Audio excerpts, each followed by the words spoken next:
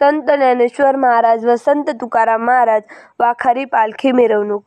श्रीराम प्रभूच्या पदस्पर्शाने पावन झालेल्या देवळा तालुक्यातील वाखारी नगरीत गेल्या 5 दशकापासून अखंड हरिनाम सप्ताह तथा गाथा पारायण सोहळा वर्ष 54वे.